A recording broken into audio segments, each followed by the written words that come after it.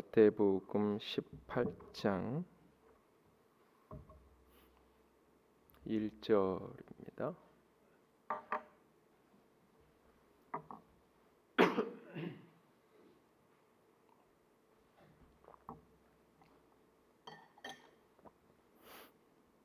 마태복음 18장 1절에서 14절 말씀까지 18장 1절에서 14절까지 우리 한 절씩 돌아가면서 읽겠습니다. 그때 제자들이 예수께 나와 이르되 천국에서는 누가 크니까? 이르시되 진실로 너에게 이르노니 너희가 돌이켜 어린아이들과 같이 되지 아니하면 결단코 천국에 들어가지 못하리라.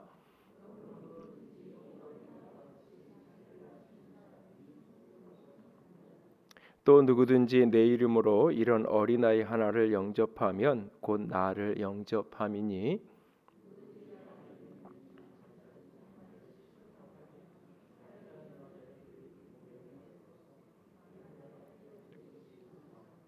실족하게 하는 일들이 있음으로 말미암아 세상에 화가 있도다.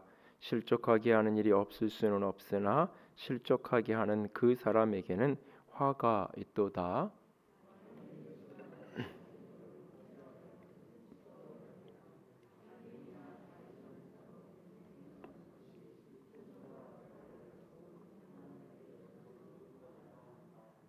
만일 내 눈이 너를 범죄하게 하거든 빼어 내버리라. 한 눈으로 영생에 들어가는 것이 두 눈을 가지고 지옥불에 던져지는 것보다 나으니라.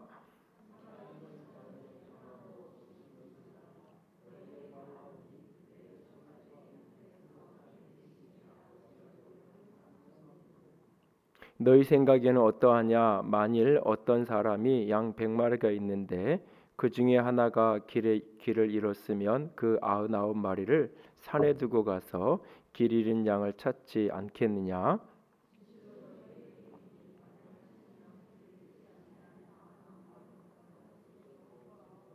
함께 읽습니다. 이와 같이 이 작은 자 중에 하나라도 잃는 것은 하늘에 계신 너희 아버지의 뜻이 아니니라. 아멘.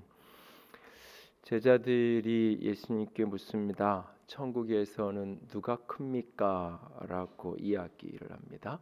제자들의 관심은 누가 큰 사람이냐, 누가 작은 사람이냐, 누가 더 많이 인정받는 사람이냐, 누가 덜 인정받는 사람이냐, 그것이 제자들의 관심이었습니다. 예수님께서는 바로 그 말을 듣고는 한 어린아이 하나를 불러다가 가운데 세우고 제자들이 이렇게 둘러 있거나 앉아 있거나 그렇다면 그 가운데 아이 하나를 이렇게 세우고는 이야기하시는 겁니다. 너희가 돌이켜 이 어린아이들과 같이 되지 않으면, 그래서 여기 3절에는 어린아이들과 이렇게 복수로 돼 있어요. 그래서 어쩌면 한 명이 아니라 애들 몇 명이 이렇게 같이 앞에 세웠던 것 같기도 하고요. 그래서 이렇게 이 아이들처럼 그렇게 되지 않으면 결단코 천국에 들어가지 못할 것이다. 그러니까 어떻게 하면 어떤 사람이 누가 천국에서 큰 사람입니까라는 무엇을 묻는데, 예수님은 지금 누가 큰 사람인지 누가 작은 사람인지 그 문제에 대한 답을 하는 게 아니라 조금 더 근원적인 누가 천국에 들어갈 수 있는가라고 하는 문제에 대한 이야기를 하세요. 그러면서 이 어린아이들과 같이 되지 않으면 결단코 천국에 들어갈 수 없다라고 말씀합니다. 어린아이들을 세워놓고 이 어린아이처럼 되지 않으면 천국에 갈 수 없다라고 하니까, 그럼 이 어린아이 같이 된다는 게 무엇일까? 자연스럽게 그런 질문이 나오겠죠. 4절 말씀에 그러므로 누구든지 이 아이와 같이 자기를 낮추는 사람이 천국에서 큰 자니라. 누구든지 이 아이들처럼 자기를 낮추는 자가 천국에서 큰 자다. 이렇게 자기를 낮추는 사람이 천국에 들어갈 수 있고 그가 곧 천국에서 큰 사람이다라고 이야기를 하십니다. 그런데 사실 이 부분은 우리로 하여금 자꾸 갸우뚱거리는 질문을 하게 만드는 거예요. 우리가 생각하기에 좀 이렇게 높아 보이는 사람, 우리가 생각하기에 권위가 있어 보이는 사람이 낮아지면 뭐 그럼 우리가 그 사람 참 겸손하다 이렇게 생각할 수 있겠죠. 분명히 예를 들면 뭐 그 아까 오후에 잠깐 이 하안동에 넘어가서 잠깐 차를 그 하안동 골목에 잠깐 대놨는데 앞에서 그 백재현 그 저쪽 광명 저 반대쪽에 국회의원 이제 삼선하시고 이번에 이제 그만 이제 하시는 그분이 이제 차 와서 이렇게 차에서 이렇게 내리서 이렇게 사람들 이제 인사받으면서 이렇게 쭉 안쪽으로 들어가더라고요. 근데 만약에 그런 분이 예를 들면 이제 이렇게 차를 조금 이렇게 작은 거 타고 혼자 자기가 운전해서 거기서 내리고 만약에 그런다면 누군가 그걸 보면서 저분 참 겸손하다, 검소하다 때로는 그럴 수 있을 거예요. 어쩌면. 그러니까 무언가 이렇게 힘 있는 사람, 능력 있는 사람 그런 사람이 스스로 낮은 자리에 서고 스스로 작은 자리에 서면 우리는 참 겸손하다라고 말할 수 있어요. 그런데 그냥 그 일을 할 수밖에 없는 사람, 그 사람의 처지가 그런 사람이 그 일을 한다면 그 사람의 처지가 그 형편밖에 안 돼서 예를 들면 청소를 하고 있고 그런 형편으로 이렇게 서 있다면 우리를 그 사람을 가리켜서 겸손하다고 말하지 않죠. 초라하다고 말하고 하찮다고 말하고 왜냐하면 작은 사람이라 작은 사람 일을 하니까 가진 게 아무것도 없으니까 내가 할 수 있는 일이 아무것도 없으니까 내가 청소하다고 살아야지라고 청소를 한다면 누가 그 사람을 겸손하다고 우리가 이해하기를 하겠어요. 지난 수요일에 잠깐 얘기했지만 그 강북에서 이렇게 청소 그 관리하던 분 이렇게 돌아가신 자살한 사건 관련해서 최근에 이제 그 계기로 해서 이제 알게 된 책 가운데 하나가 임계장 이야기라고 하는 책을 이렇게 보면서 참 많은 생각을 하는데 한국의 이름난 대기업에 이렇게 생활하다가 나이가 이제 50대가 넘어가고 60대가 돼서 이제 퇴직을 하고 이제 이 아파트 경비를 하면서 느끼는 그러면서 자신이 참 이렇게 젊을 때 뭐 이렇게 대기업 들어가서 공부도 어느 정도 했을 거고 나름 한국 사회에서 잘 나간다고 하면서 살던 그 시절하고 지금의 자신의 모습하고 이렇게 비교하면서 여러 가지 이제 그러면서 그런 어떤 이 열악한 환경에 있는 그런 분들을 돕는 그런 분들을 좀 도왔으면 좋겠어서 그런 현실을 알리기 위해서 글을 쓰고 책이 그래서 그게 이제 결국 책이 되고 그런데 이제 이번 사고가 났을 때도 본인이 이렇게 조문을 가고 싶은데 거기 이렇게 페이스북에 그분이 그렇게 써놨더라고요. 당장 뛰어가서 조문을 하고 좀 이렇게 하고 싶은데 누군가 오늘 자기가 근무인데 대체할 사람을 대리 근무자를 세워놓고 가야 되는데 그게 망같이 쉽지 않아서 가고 싶어도 못 간다고 뭐 이렇게 그런 글을 이렇게 써놨던데 예를 들면 그분이 예를 들어서 뭐 이렇게 힘 있고 능력 있는 젊은 시절에 그냥 이렇게 자기 사는 아파트를 이름에서 쓸기도 하고 청소도 하고 거기 한나절 앉아가지고 이게 거기 일하시는 분이 급한 일이 있어가지고 내가 대신 하루 이거 경비실에 내가 근무해 주는 거라고 이렇게 앉아 있고 그렇다면 우리가 그분을 겸손하다고 얘기하겠죠. 근데 여러분이 사시는 많은 분들이 아파트 사시니까 아파트 사시면서 거기에 이렇게 경비하시는 분들 특별히 젊은 분들의 나이가 많으신 분들이 이렇게 있는 모습을 여러분들이 볼 때 참 저분 겸손하다 이렇게 여기면서 그렇게 대접하거나 그렇게 여기지 않잖아요.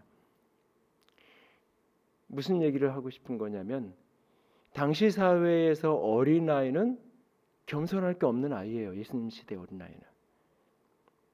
그러니까 오늘날의 어린아이의 가치 이를 가지고 자꾸 이 본문을 읽으면 안 돼요. 그러니까 불과 몇십 년 전만 해도 우리나라에서 자녀는 그냥 이렇게 가정의 일하기 일꾼. 그래서 자녀를 많이 낳는 게 복인 이유가 자녀가 많으면 그 집은 일꾼이 많은 거예요. 일꾼이 많은 거예요. 자녀를 많이 두는 가장 중요한 이유가 일꾼을 많이 가지고 있어야 그래야 많은 일을 할 수 있는 집인 거예요. 그리고 아이들이 어렸을 때 영아 시절에 또 많이 죽기도 하고 영아 시절에 많이 죽으니까 아이들이 영아 때 이렇게 뭐 영유아 때 이렇게 죽고 그런 일들이 가슴 아픈 일이지만 그냥 이렇게 어렵지 않게 볼 수 있는 그런 어떤 불과 몇십 년 전만 해도 우리나라가 그런데 이게 지금 2000년 전에 이 시대에 어린아이는 그냥 사람으로도 취급하지 않던 사람으로 계산하지도 않고 그러던 시절이란 말이죠. 그러니까 이 어린아이가 스스로 겸손하고 싶어서 겸손할 수 있는 어떤 처지의 아이가 아닌 거예요. 그러니까 여기에 자기를 낮춘다, 자기를 낮추는 사람, 이 표현을 겸손해야 된다, 겸손한 사람을 하나님이 높여주신다, 그 이야기를 하는 게 아니에요. 겸손을 높인다는 이야기는 이제 야고보서나 신약의 다른 부분들이 서신서에 있지만 지금 그 이야기를 여기서 지금 겸손이라는 단어로 너무 빨리 이 단어를 치환해 버리면 어린아이의 자기를 낮추는 이 모습을 겸손이라는 명사로 딱 바꿔놓고 나면 전혀 다른 이야기가 돼요. 다른 이야기. 내가 마땅히 대접받을 수 있는 사람인데, 마땅히 힘 있는 사람인데, 마땅히 능력 있는 사람인데 조금 자기를 낮추는 그런 사람이 돼야 천국에서 큰 자다. 이 말은 기본적으로 내가 큰 자가 되어야 되는 거예요.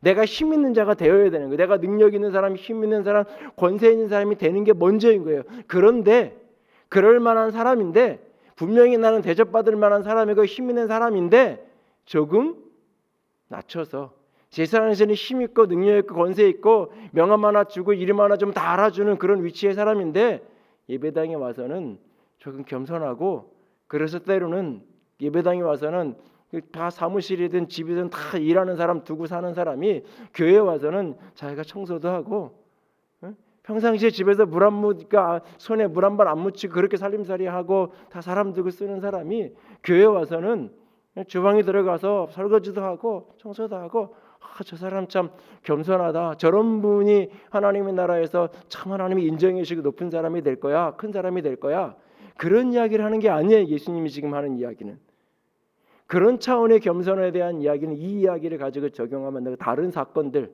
다른 성경의 본문을 가지고 그 부분에 대한 이야기는 해야 되는 거고, 여기서 지금 어린아이 같이 자신을 낮춰야 된다는 이 이야기는 겸손한 이야기를 이야기하는 것이 아니라 바로 하찮은, 보잘것없는, 스스로는 살아갈 수 있는 힘이 없는, 그래서 끊임없이 의존적일 수밖에 없는, 끊임없이 누군가에게 도움을 구할 수밖에 없는, 끊임없이 고개를 숙일 수밖에 없고 낮아지고 싶어서 낮아지는 게 아니라 그냥 낮아질 수밖에 없는 위치에 살아. 끊임없이 구원의 문제에 대해서 하나님 앞에서 끊임없이 의존적인 사람, 하나님 앞에 마지막까지 의존하는, 나는 구원받을 만한 자격이 있고 능력이 있다라고, 나는 천국 백성이 될 만한, 마땅히 나는 천국 백성이 될 만한 자격이 있는, 그래서 내 관심사는 천국에 들어갈 수 있느냐 없느냐는 당연한 관심사도 아니고, 나 같은 사람은 당연히 천국에 들어가는 거고, 그런데 천국에서 내가 얼마나 좋은 자리에 있을런지, 얼마나 높은 자리, 내가 대접받는 자리, 큰 자리에 내가 있을런지, 아니면 조금 내가 작은 자리에 있을런지, 내가 이번 시험에 붙는 건 당연한 거고, 관심사는 내가 수석을 할 건지 뭐 2등을 할 건지 마치 그런 것처럼.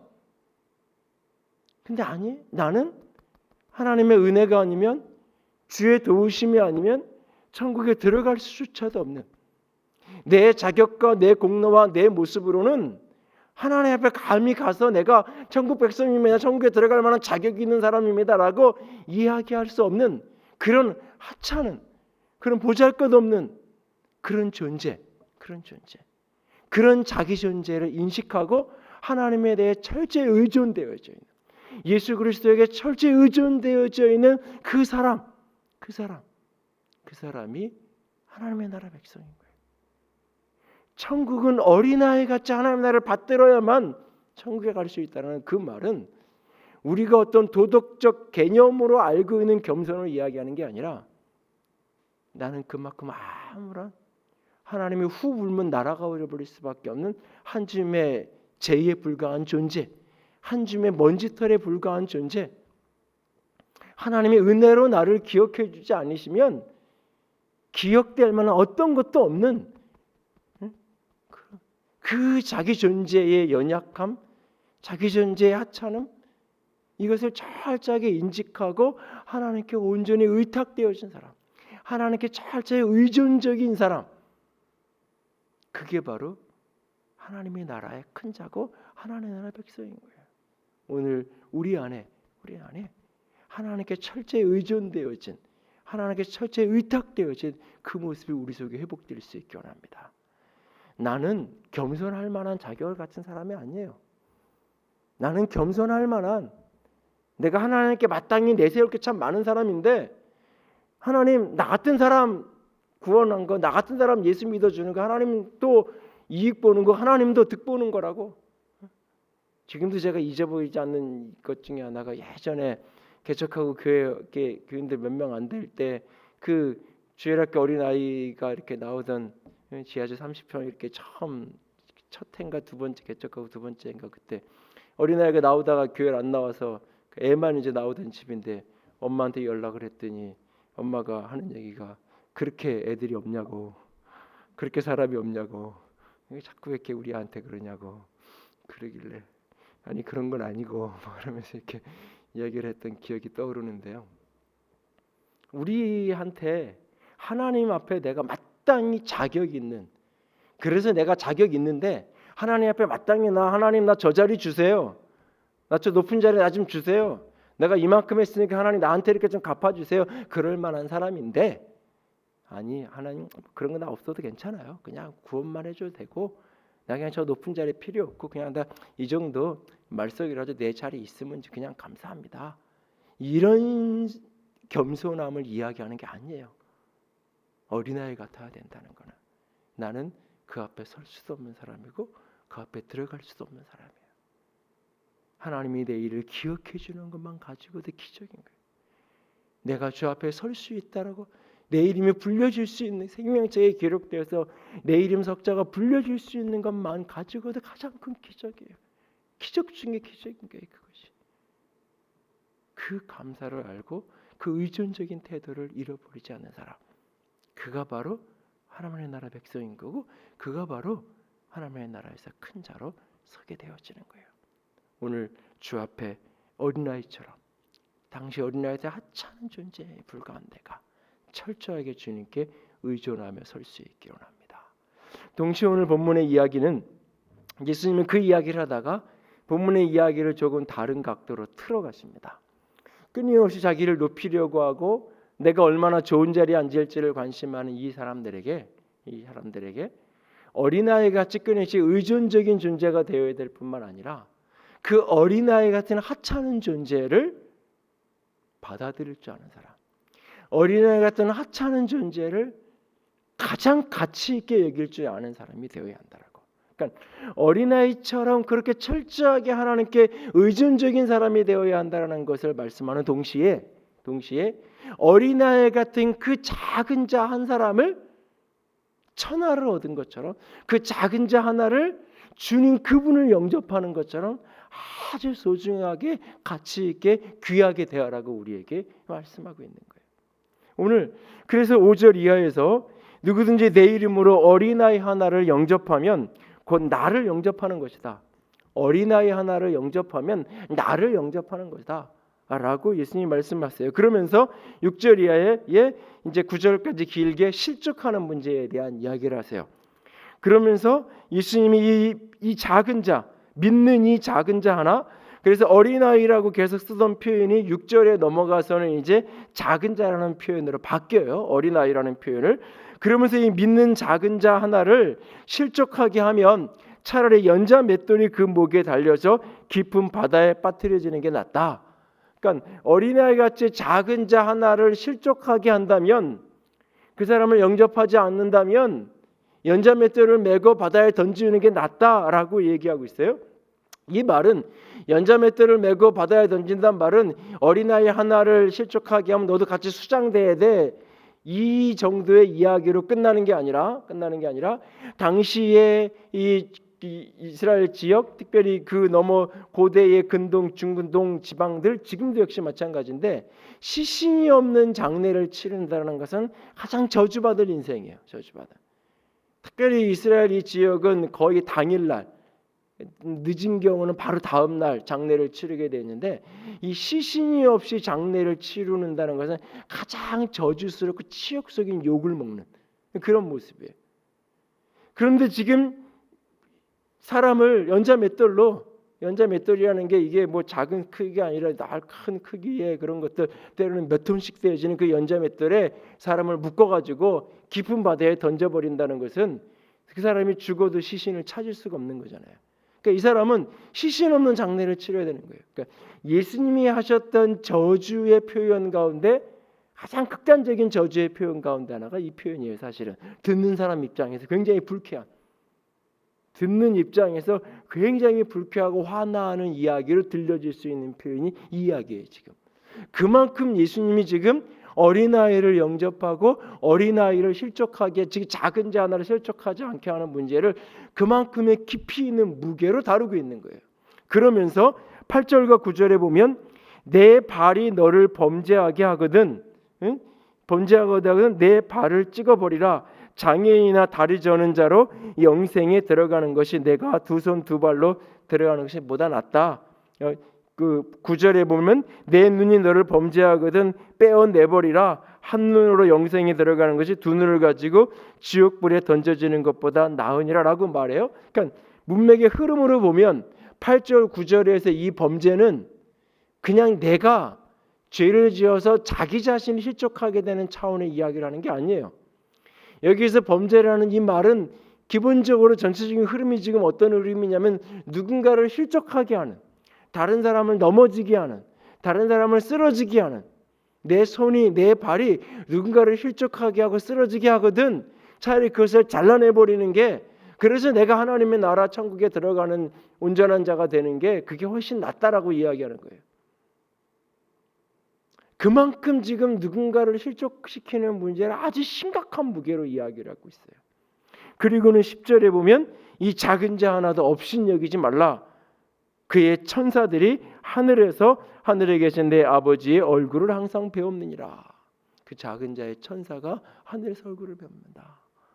이제 개신교에서는 인정하지 않는, 그런 카톨릭 전통에서는 이렇게 오랫동안 남아 있는 수호천사에 대한 개념이 이 구절을 이제 신약 성경에 우리가 가진 신구약 성경에 거의 유일하게 이제 이 본문이 수호천사에 대한 개념이 나오는 건데, 이제 이걸 너무 이제 과장해서 해석해서 한 사람 한 사람마다 1대1로 그 사람을 지키는 천사가 있고 천사가 그것을 관리한다, 막 이런 식으로까지 이제 카톨릭에서는 논리를 적용하는 건데, 그거는 좀 과한 이야기고, 그렇다고 또 개신교나 이런 곳에 이 장로교에서 천사에 대해서 무시, 천사를 인정을 하지만 존재를 부인하지 않지만 철저하게 천사의 존재에 대해서 외면하는 그런 태도도 사실 좋은 태도는 아니에요.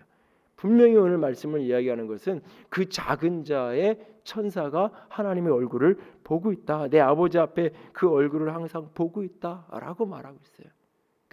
내가 그 아이 하나를, 내가 그 작은 자 하나를 업신여기고 무시하는, 눈에 보이기에는 인간적인 모습 보기에 너무나 하찮고 작은 보잘것없는 그런 생명이고 그런 사람이지만 그를 무시하면 안 되는 이유가, 그를 영접하는 게 주님을 영접하는 거고, 그를 업신여기서 그가 실족한다면 그것은 내가 시신 없는 장례를 치러야 될 만큼이라고 요구를 할 만큼 화가 임할 수 있는 일이고, 그의 천사가 하나님의 얼굴을 보고 있는데 내가 그를 업신여기면 그 천사가 하나님께 그 업신여긴 것을 다 그대로 찍고 할 거 아니에요.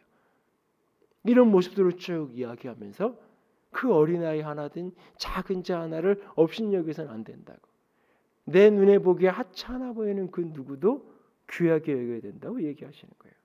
그러면서 비유 하나를 이야기하는 거예요. 잃어버린 양 한 마리에 대한 이야기라는 거예요. 우리는 잃어버린 양 한 마리에 대한 이야기를 너무 빨리 전도에 대한 이야기로 읽어요. 구원받지 못한 영혼들에 대한 이야기로 읽어요. 그 이야기는 누가복음 15장의 잃어버린 양에 대한 이야기를 읽을 때는 그렇게 읽는 게 맞아요. 집 나간 아들과 같은 그런 어떤 잃어버린 아들에 대한 이야기처럼 잃어버린 양에 대한 이야기를 읽는 게 맞아요. 그럼 오늘 본문에 있는 이 잃어버린 양에 대한, 이 한 마리 양에 대한 이야기는 우리 바깥에 있는 누구를 이야기하는 게 아니에요. 교회 바깥에 있는 어떤 영혼을 가서 전도해야 된다는 이야기를 하는 게 아니에요. 믿는 자 중에 작은 자라고 예수님이 표현했던, 원래 우리 속에 있었던, 우리 안에 있었던, 우리 공동체 안에 우리 안에 있었던, 그런데 누군가가, 아니 내가 그를 실족하게 해서 그가 길을 잃어버린 양이 되어 있는 그 모습, 그 모습. 그를 주인이 찾아 목자가 길 잃은 양을 찾을 때까지 찾아서 그를 데리고 온다고 얘기하잖아요. 그러면서 14절에 이 그 작은 자 중에 하나라도 잃는 것이 하늘에 계신 너희 아버지의 뜻이 아니다. 뜻이 아니다. 이렇게 말하는 이유가 뭐예요? 사람들은 작은 자 중에 하나 잃어버리는 거 잃어버려도 돼라고 생각한다는 얘기죠. 제가 작년에 이 목자에 대한 이야기하면서 그런 얘기 드렸죠. 싹군 목자라고 말할 때 싹군은 아주 악한 목자가 아니에요. 성경의 선한 목자와 싹군 목자와 악한 목자를 구분해서 이 싹군 목자는 악한 목자가 아니에요. 싹군 목자는 그냥 요즘식으로 얘기하면 알바생이에요. 요즘식으로 이야기하면 남의 일하는 사람이에요. 사장이 아니라 오너가 아니라 그 밑에 일하는 사람이에요. 그냥 나는 내 월급만 받으면 되는 거예요. 싹군 목자는 자기 할 일 하고 자기 할 돈만 받으면 되는 거예요. 그런데 양을 치는 일에 있어서 양을 이렇게 관리하고 이런 일들을 싹군에게 맡길 때 기본적으로 양을 돌보는 일들이 이게 힘들고 이 리스크가 많은 일이기 때문에 일정 부분의 양들의 손해가 나도 양을 100마리 내가 맡았는데 그중에 20마리가 사고가 나고 이렇게 중간에 죽고 이런 일이 생겨도 서로 이 양해를 하는 서로 그것에 대해서 탓하지 않는 그런 계약 조건 속에 양 몇 마리 잃어버려도 양 몇 마리 이렇게 왔다 갔다 그 먼 곳에 몇 박 며칠까지 가서 이렇게 양들을 먹이고 이렇게 오는 그런 과정 속에서 20%의 양들이 결손이 나도 그거 다 서로 이해하는. 그래서 목자는 그 양 한 마리를 포기할 수 없어서 자기의 생명을 놓고 그 양을 지키지만 싹군은 20마리 잃어버려도 괜찮으니까 남은 나머지 양들을 잘 지키는 게 더 나으니까 요즘 이야기로 경제성, 효율성, 확률 이런 거죠. 이왕이면 경제력이 있는, 이왕이면 경제성이 있는 그런 개념 속에서 용인되는 삶을 살아가는 거예요. 그러니까 여기서 이게 작은 자 하나라도 잃어버려지는 게 아버지의 뜻이 아니다. 왜냐하면 지금 이 이야기를 듣는 사람들이 이 지금 목자에 대한 이 한 마리 잃어버린 양에 대한 이야기를 듣는 사람들이 갸우뚱거리거든요. 갸우뚱거리거든요. 아니 그 정도면 한두 마리 정도 잃어버려도 100마리인데 한 마리 정도면 그렇게 많이 잃어버리는 것도 아니고 그건 굉장히 잘한 그렇게 해서 나중에 그걸 다 이렇게 주인에게 넘겨주면 굉장히 칭찬받을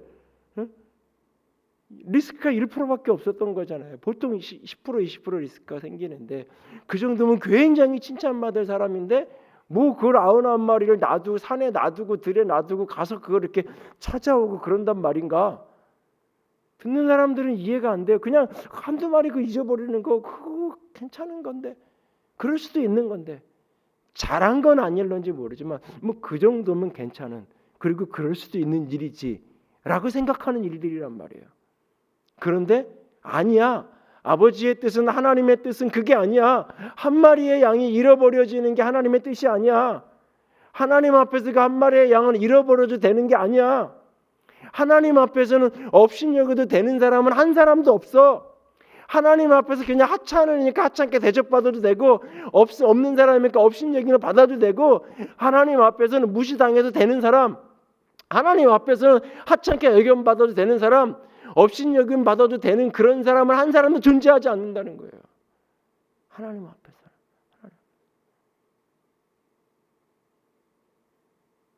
저는 이 본문을 대하면서 코로나19랑 이 관련성을 이렇게 가지면서 어쩌면 이 어린아이는 이 시대의 어린아이는 오늘날은 노인들이 아닌가라는 생각을 나는 곰곰이 해봤어요. 어쩌면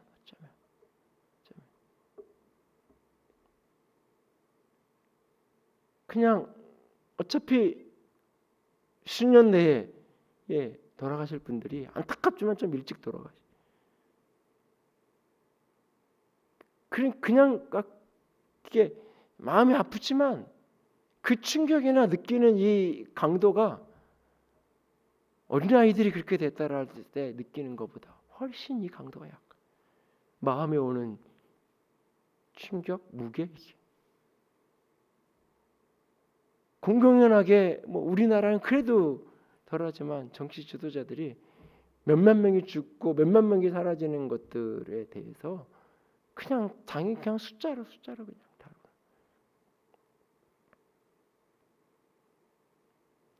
오늘 우리는 그냥 그렇게 대접받아도 되는 사람은 한 사람도 없어요.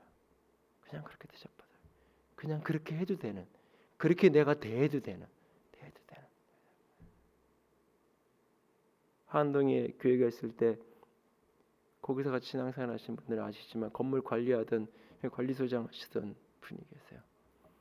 이렇게 저렇게 보면 이렇게 눈에 걸릴 때가 있어요. 거슬릴 때가. 뭔가 좀 이렇게. 그래서 뭔가 이렇게 싫은 소리를 이렇게 한마디 하려고 이렇게 그럴 때마다 자꾸 제 아버님이 자꾸 오버랩돼서 떠올라요.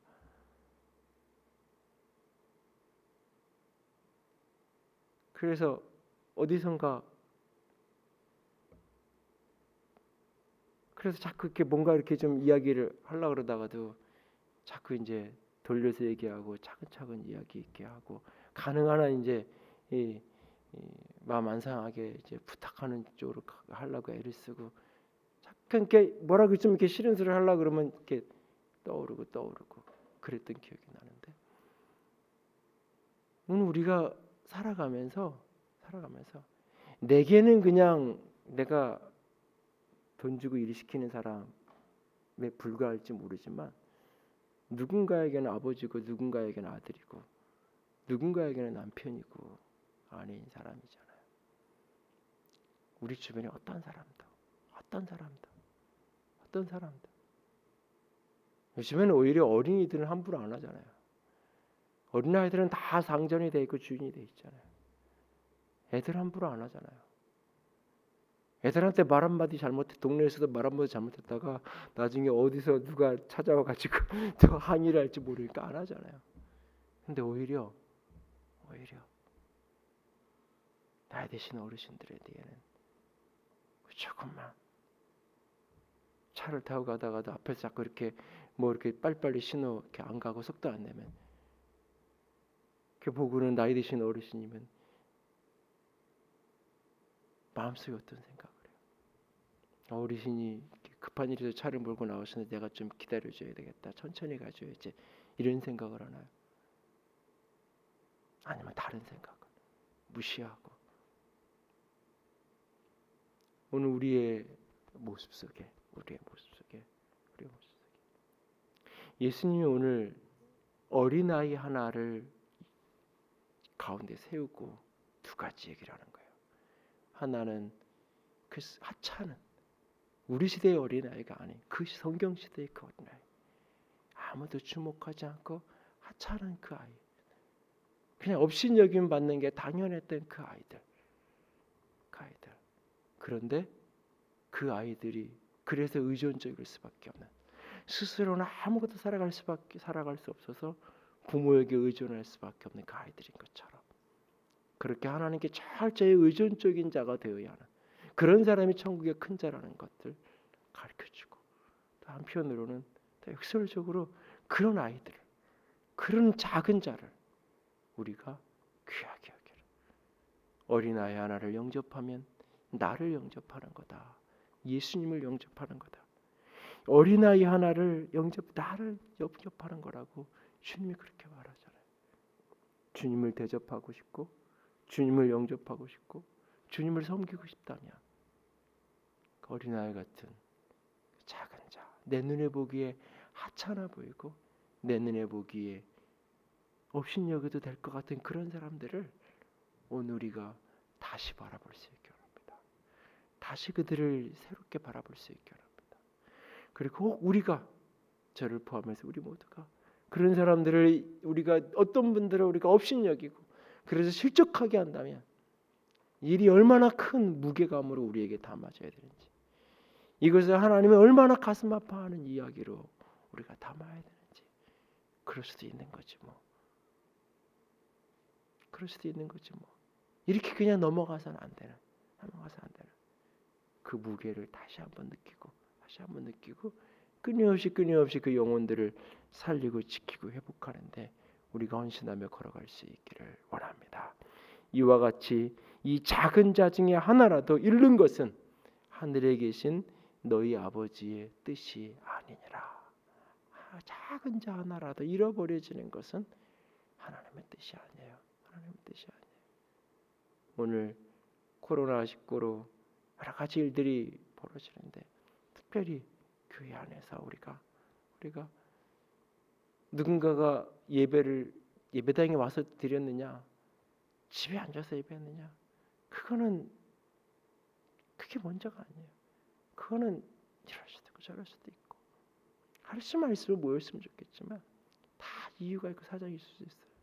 근데 혹 이런 과정이, 이런 시간이 누군가를 실족하게 만드는, 누군가가 오히려 복음을 외면하게 만드는, 영영 복음을 떠나가게 만드는 그런 혹시 계기가 되지 않을까? 그런 시간이 되지 않을까? 사실 한편으로는 그래서 두려워요. 특별히 우리 청소년들이나 청년들이나 그러니까 어쩔 수 없이 어쩌면 예배에 한 번이라도 나와주던 아이들. 그러니까 그렇게라도 나오면서 그나마 그래도 신앙을 붙들고 있었던, 그러다가 어떤 기회가 되기를 기다리고 있었던, 어떤 수련회가 되든지 어떤 만남이 되 어떤 계기가 돼서 그래도 예수님을 진짜 영접 만날 수 있는 계기가 되기를 소원하고 있던 아이들. 그런데 그렇게 이렇게 따라오고 같이 오는 그것만마저도 끊어져 버리면